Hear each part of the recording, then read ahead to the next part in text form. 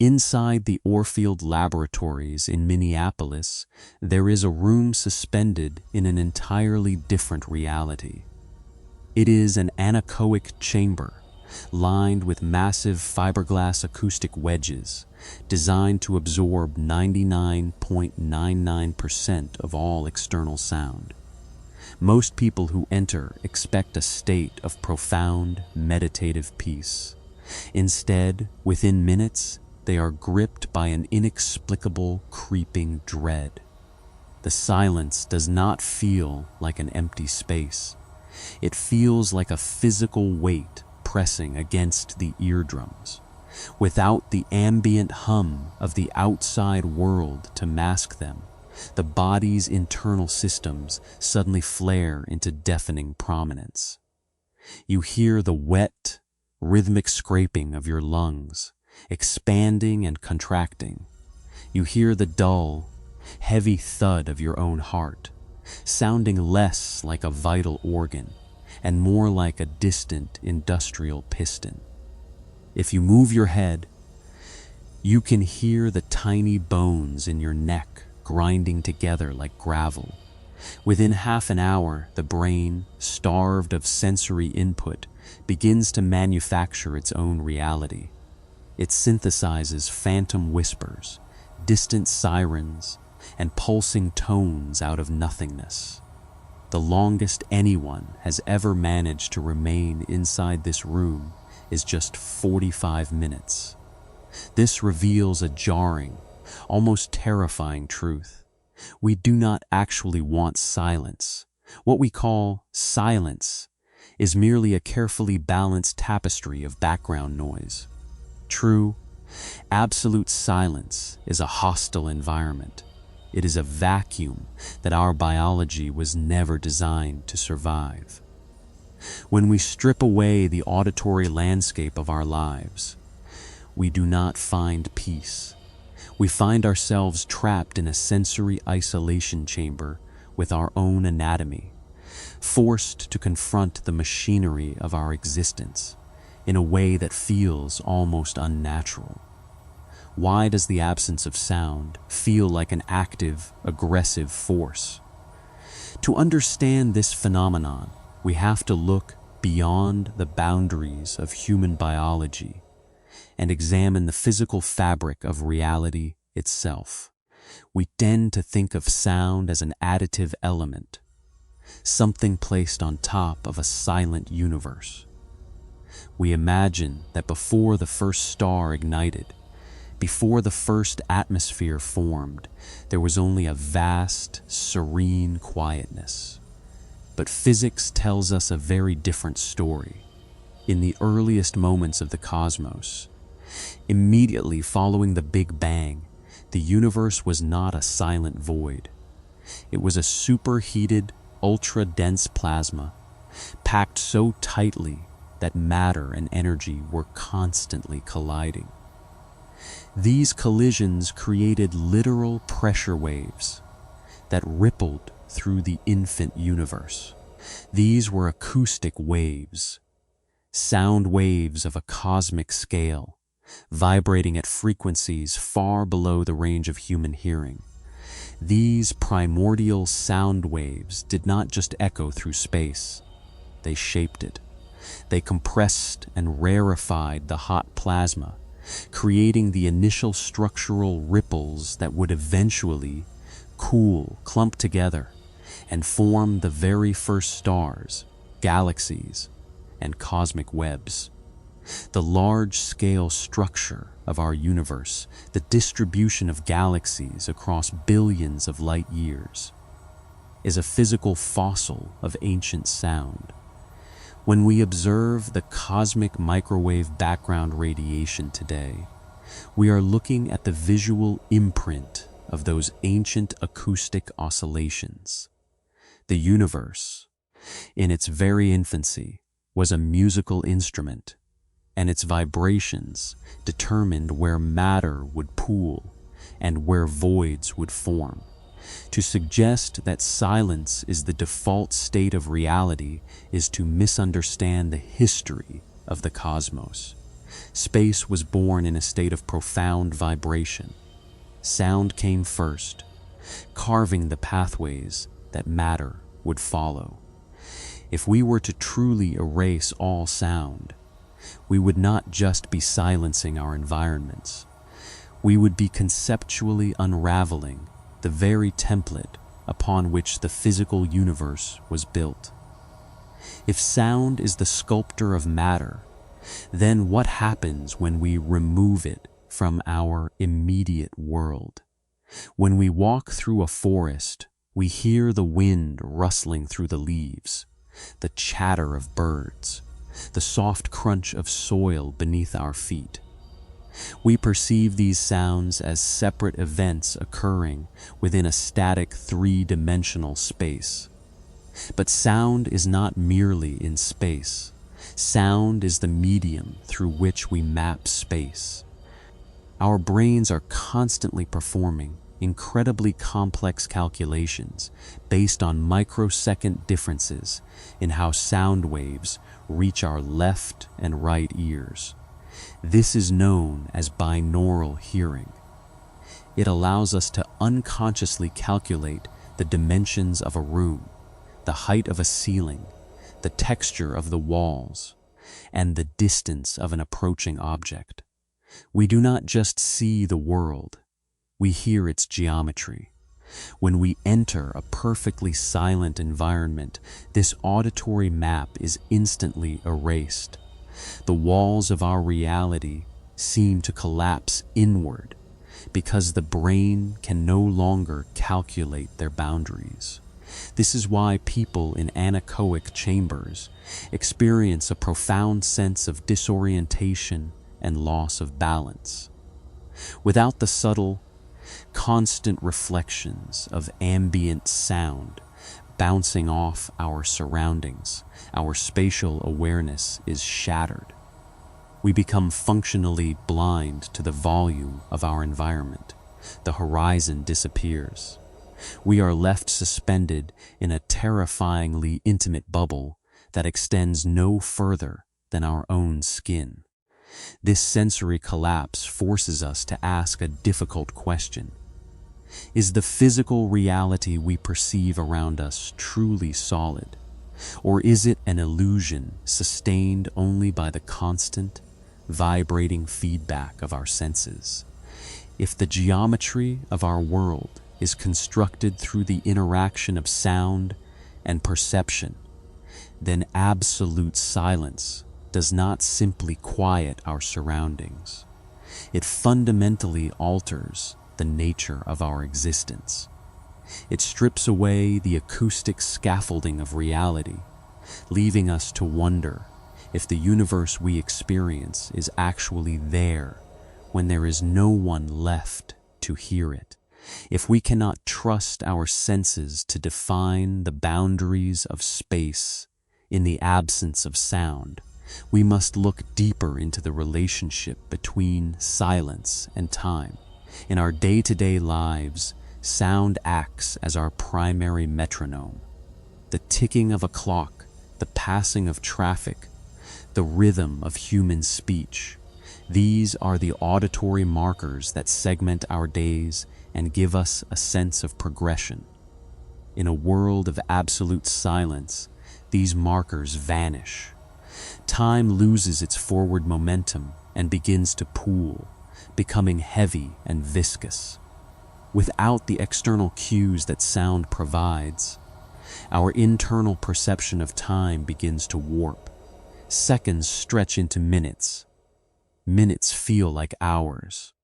This distortion occurs because our brains rely on sensory transitions to measure the flow of existence.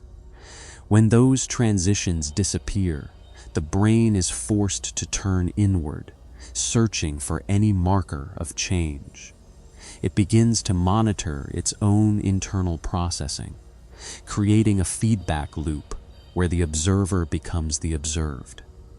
This loop reveals the ultimate paradox of silence. We seek it as an escape from the noise of the world, believing that in the quiet, we will find a sanctuary of pure, uninterrupted consciousness. Yet, when we are finally presented with true silence, we find it intolerable. We find that the mind cannot coexist with a void. If it is not given a world to interpret, it will invent one. This leaves us standing at the edge of a profound mystery. If absolute silence disrupts our perception of space, warps our experience of time, and forces our minds to hallucinate reality out of nothingness, then what is it that we are actually hearing when we think we are listening to quiet? Are we merely listening to the limitations of our own biology? Or are we catching a glimpse of a deeper, underlying architecture of existence? A silent reality that lies just beneath the vibrating surface of our everyday world? To step beyond the threshold of sensory disorientation is to realize that silence is not merely a vacuum. It is a canvas of hidden frequencies. When we quiet the audible world, we do not stop the universe from vibrating. We simply expose a vast, silent spectrum of energy that continuously flows through us, shaping our biology and our behaviors without our conscious consent. We exist within a silent symphony of infrasound, vibrations that travel below 20 hertz, beneath the floor of human hearing. These silent waves are colossal. They are generated by the grand movements of the earth, the slow, grinding collision of tectonic plates, the deep ocean swells of severe weather systems, and the explosive release of volcanic eruptions. Because these waves are so long, they can travel thousands of miles across the planet without losing their energy. They pass through concrete walls, solid earth, and our own bodies completely unnoticed by our ears. Yet, our nervous systems register them with exquisite, terrifying sensitivity. When exposed to low-frequency vibrations around 19 hertz, the resonant frequency of the human eyeball, individuals often experience visual distortions, seeing gray, flickering shapes in their peripheral vision. This frequency also matches the natural resonance of our internal organs.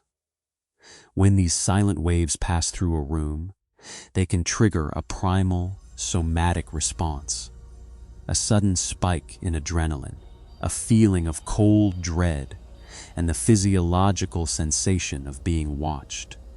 Throughout history, many encounters with the supernatural in damp, drafty castles or abandoned factories have been traced back to the silent hum of wind vibrating through long corridors, acting as giant, subaudible organ pipes. This reveals that silence is never truly empty. It is populated by forces that speak directly to our biology, bypassing our intellect entirely. We do not hear these sounds, yet our bodies react as if we are under threat. It is an evolutionary relic from a time when a low, silent vibration in the earth signaled the approach of an earthquake, a tsunami, or a massive predator. If our bodies are secretly tuned to the silent frequencies of the earth, our minds are even more profoundly shaped by how we navigate the absence of language. We tend to view speech as the primary currency of human connection, assuming that meaning is built entirely out of the words we exchange. But any skilled therapist, actor, or negotiator will tell you that the true architecture of communication is built out of the pauses between them. In conversation, a pause is never just a blank space. It is a highly charged emotional field. A 2-second silence after a confession can signify deep empathy, sudden shock, or cold rejection. The meaning of the words that follow is entirely determined by the weight of the silence that preceded them. When we communicate, our brains engage in a process called neural coupling, a synchronization of brain activity between the speaker and the listener. Strikingly, this coupling does not weaken during moments of silence. It often intensifies. During a shared pause, both brains are actively processing the unsaid, predicting the other's next move, and mirroring each other's emotional states. In this light, silence is not the absence of communication. It is communication in its most concentrated, unfiltered form. It is the solvent that dissolves our intellectual defenses. When we speak, we can curate our identities, construct arguments, and hide behind the complexity of language. But when we share a silence with another person, our masks begin to slip. The tension of an unresolved pause forces us to confront the raw reality of the other person's presence and our own. This psychological pressure explains why modern society has developed an almost pathological aversion to quiet. We fill every pocket of empty time with digital noise, scrolling through feeds and playing background music, not because we have something important to consume, but because we are running from the mirror that silence holds up to us. To sit in silence is to allow the sediment of our busy minds to settle. As the surface noise clears, we are forced to look into the depths. We encounter our unresolved anxieties, our unformulated grief, and the quiet, persistent questions about our purpose that we successfully drown out during the day. The noise we surround ourselves with is a form of self-medication, an auditory anesthesia designed to keep us from waking up to ourselves. But if silence is a mirror that reflects our internal state, it is also a gateway to a different kind of intelligence. When we look at the brain of a person meditating in deep silence, we observe a fascinating neurological shift. The default mode network, DMN, the brain network associated with self-referential thought, ego, and the constant narration of our own lives, begins to quiet down. At the same time, the brain begins to exhibit increased connectivity across areas that do not normally communicate. In 2013, a landmark study on mice at Duke University discovered that exposure to 2 hours of silence daily led to the development of new cells in the hippocampus, the region of the brain associated with memory and learning. The silence actually triggered neurogenesis. The brain, when spared from the constant demand of processing external stimuli, used the quiet to literally rebuild itself. This suggests that silence is not a passive state of rest, but an active, generative state of healing. Just as the physical universe used the dark, quiet epochs after the Big Bang to pool its gravity and organize its matter, the human brain uses silence to consolidate its experiences, repair its neural pathways, and integrate its identity. We are left with a striking realization. The noise of modern life is not just an annoyance. It is a form of cognitive fragmentation. It keeps us in a state of perpetual emergency, our attention shattered into 1,000 pieces by a constant barrage of notifications, traffic, and media. By reclaiming silence, we are not retreating from reality. We are reclaiming the very space required for deep thought, creativity, and self-awareness to exist. Yet, this reclamation is not easy. The deeper we go into the quiet, the more we realize that the ultimate challenge of silence is not silencing our environments, but silencing the internal monologue that runs like a tireless engine inside our heads. Even in the quietest room, our minds continue to chatter, planning the future, relitigating the past, and keeping us anchored to our small, separate sense of self. What happens when we push past even this internal noise? If we can quiet the voice in our head, what is left behind to listen? To quiet the internal monologue is to stand before a forgotten historical and cultural monument, the sacred geometry of the unsaid. Throughout human history, our ancestors did not view silence as an empty canvas to be feared, but as a deliberate structure, a physical and spiritual temple designed to house the unspeakable. Consider the monastic architecture of the medieval world. The cloister was not built merely to keep the outside world out. It was engineered to keep the quiet in. The vaulted stone arches of Cistercian abbeys were acoustically tuned to stretch vocal tones into long, lingering reverberations while swallowing the sharp, sudden sounds of human activity.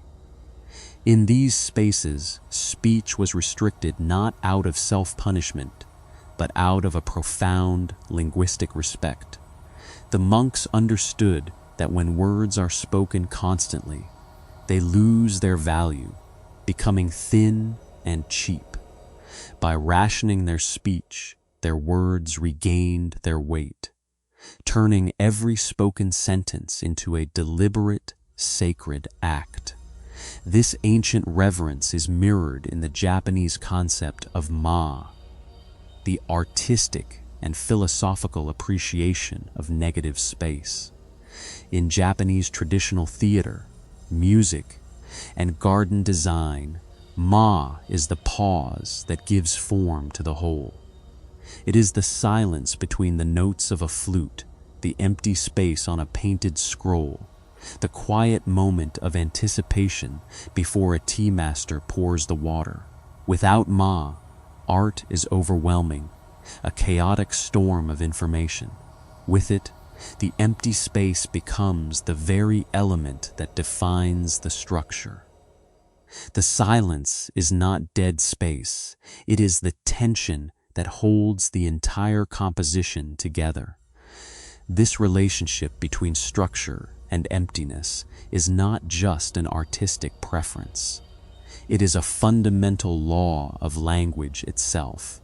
We are conditioned to believe that dictionaries contain the sum total of human meaning.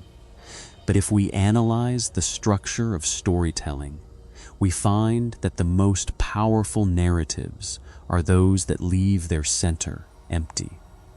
In literature and drama, this is known as the subtext, the unspoken current that flows beneath the dialogue.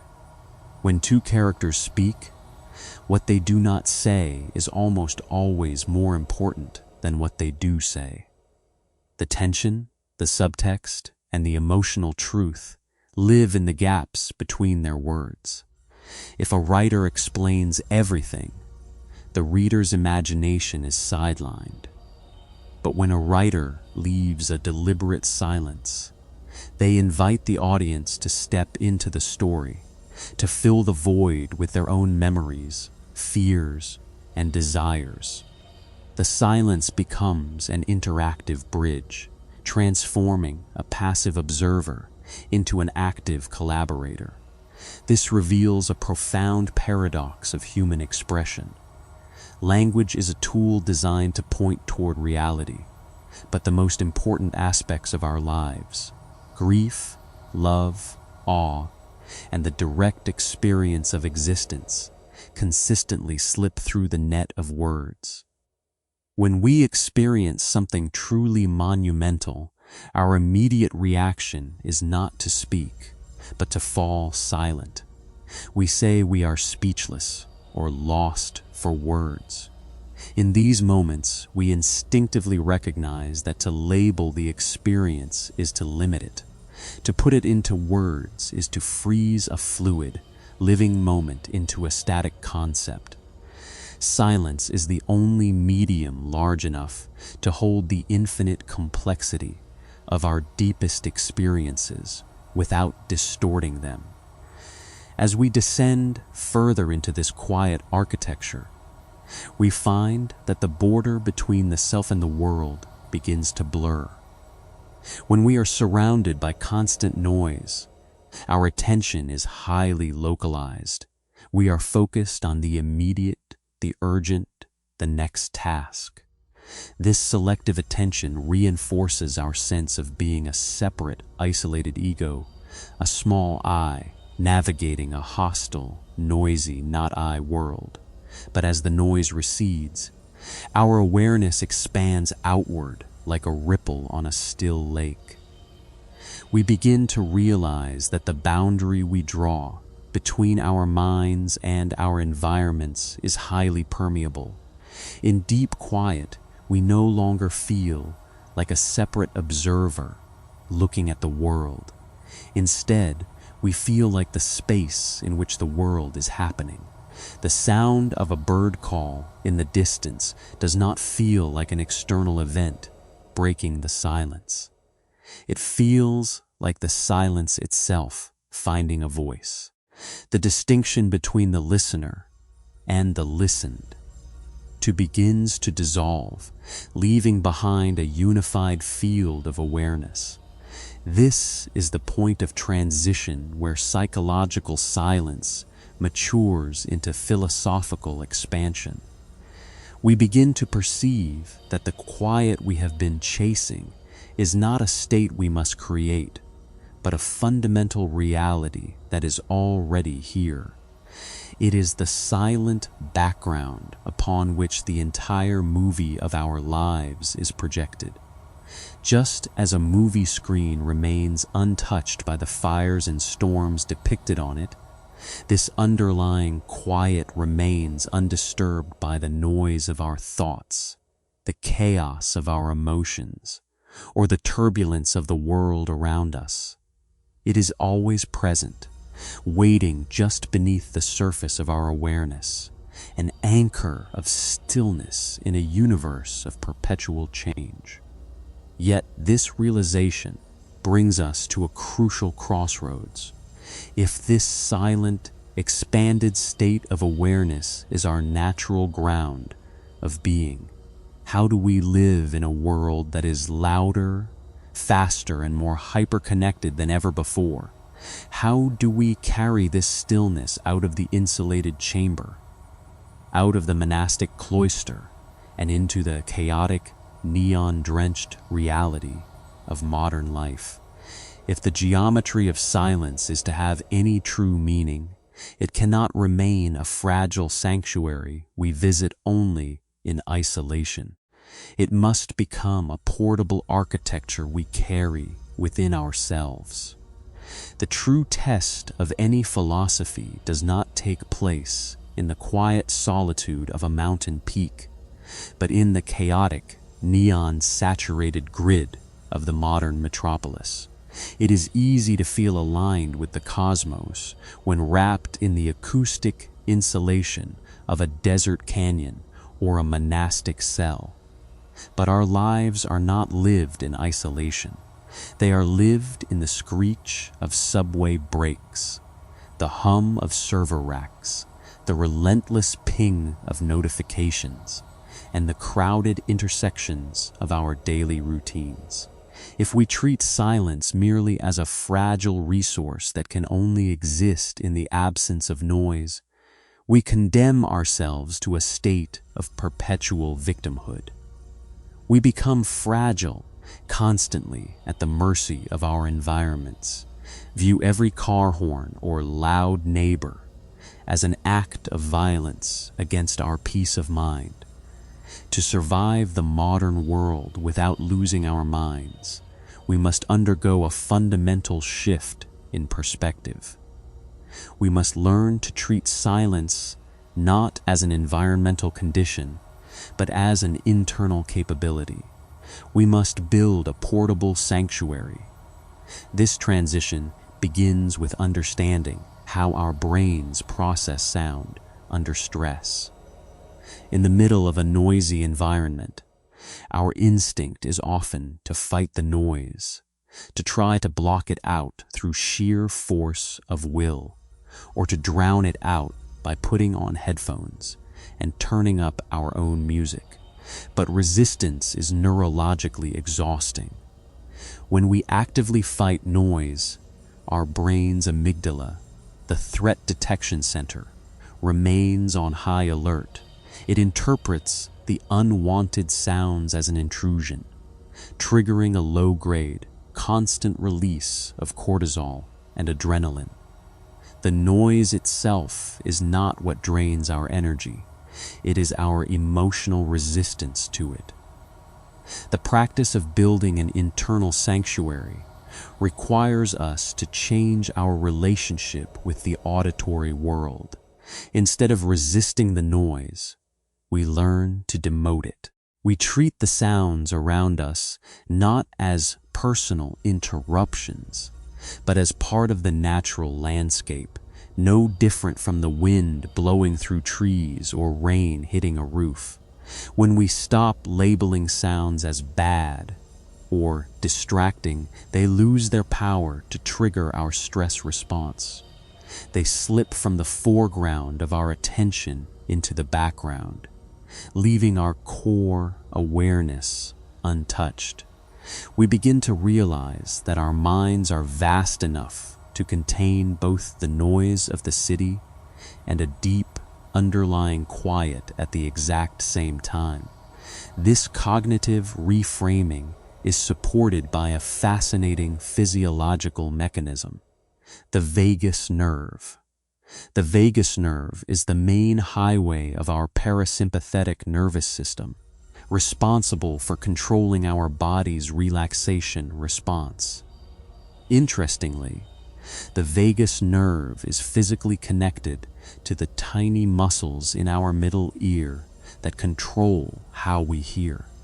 When we are stressed or hypervigilant, these muscles tighten, tuning our hearing to detect high-frequency alerts or low-frequency threats, the biological equivalent of searching for predators. But when we consciously slow our breathing and soften our gaze, we activate the vagus nerve. This causes the middle ear muscles to relax, shifting our auditory system back into a state that is tuned for social engagement and calm observation. By changing our internal physical state, we literally change the way the world sounds to us. The chaotic environment doesn't change, but our nervous system ceases to interpret it as a battlefield. This integration of internal quiet into daily life is what psychologists call restorative space. It is the deliberate practice of carving out brief, micro moments of silence throughout our day, not to escape our responsibilities, but to ground ourselves within them. It can be as simple as taking 3 conscious, silent breaths before opening an email, pausing for 10 seconds in a parked car before walking into a busy home, or walking to lunch without looking at a screen. These tiny silent gaps act as circuit breakers, preventing the cumulative buildup of cognitive fatigue and emotional stress.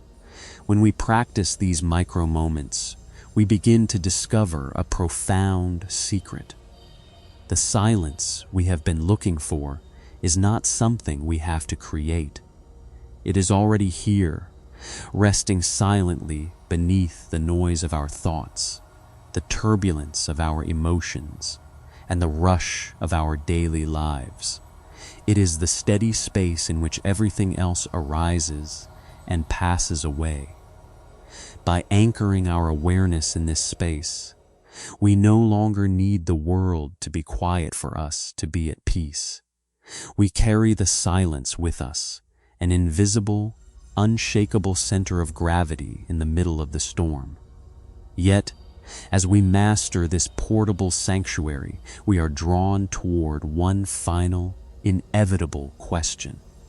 If we can find stillness in the midst of chaos, and if silence is indeed the baseline reality of the cosmos, then what is the ultimate destination of this journey?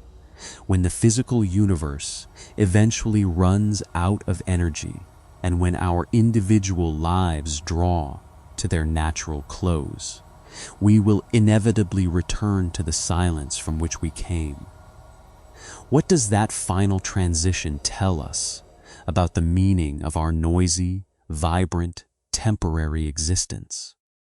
To look toward the ultimate horizon of silence is to confront the grandest timeline of our universe. Cosmologists tell us that we are currently living in an exceptionally rare, blindingly bright flash of cosmic history, the stelliferous era.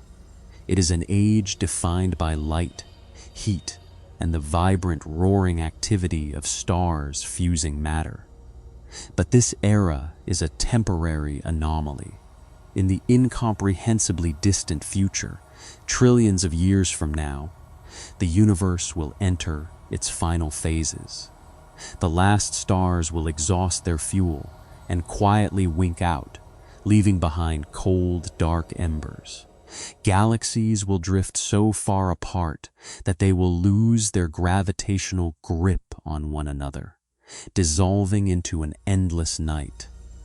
Eventually, even the black holes will slowly evaporate through Hawking radiation, dissolving back into the space-time fabric. The cosmos will reach its final thermodynamic state, a state of perfect equilibrium, uniform temperature, and absolute stillness. This is the big freeze, the ultimate destination of our universe. It is a state of total, permanent silence. Every ripple of matter will have flattened out. Every wave of energy will have spent itself. The grand cosmic symphony, which began with the thunderous acoustic plasma of the Big Bang, will have played its final note. Reality will return to the exact same pristine, unmoving quiet from which it emerged. This realization can initially feel bleak, evoking a sense of cosmic futility. We build our civilizations, write our symphonies, and live our loud, frantic lives against the backdrop of an inevitable, all-consuming silence. But if we change our perspective, this cosmic timeline reveals itself not as a tragedy, but as a profound vindication of our existence. The fact that the universe begins and ends in silence means that noise, vibration, light, life, and consciousness is the most precious thing in existence. It is a rare, defiant rebellion against the void. Our voices, our laughter, our music, and even our heartbeats are beautiful, precisely because they are temporary. They are a brief, glorious disturbance in an otherwise quiet cosmos. We are not separate from this universe. We are the universe experiencing itself. Through our ears, the cosmos hears its own vibrations. Through our minds, it contemplates its own stillness. When we sit in deep silence, we are not retreating from reality. We are practicing for our eventual return. We are touching the baseline of existence, aligning our individual, fleeting consciousness with the eternal ground of being that waits at the end of time. This final return is mirrored in our own personal lives. Every night, when we slide into deep, dreamless sleep, we willingly surrender our identities, our thoughts, and our words to a temporary void. We allow ourselves to dissolve into a dark, silent landscape, trusting that we will emerge from it renewed in the morning. And at the very end of our lives, our final breath is followed by an unbroken quiet, a return to the sanctuary from which we were born. Silence, then, is not the enemy of life. It is the mother of life. It is the fertile soil from which every sound grows, and the safe harbor to which every sound returns. Without the dark background of the night sky, we could never see the stars. Without the absolute silence of the void, the music of our lives would have nothing to contrast against. It would lose its boundary, its definition, and its meaning. We do not need to fear the quiet room, the lonely pause, or the distant end of the cosmos. The geometry of silence is not a cage designed to isolate us. It is an invitation to remember who we are when we strip away the noise of our fabrications. It is a reminder that beneath our anxieties, beneath our unceasing thoughts, and beneath the chaotic roar of the world, there lives an unshakable, eternal stillness. Our words are beautiful, but they are only arrows pointing toward the truth. The truth itself can never be spoken. It can only be felt in the profound, luminous space that remains when all sound disappears, a reality where the observer, the observed, and the quiet between them finally become one.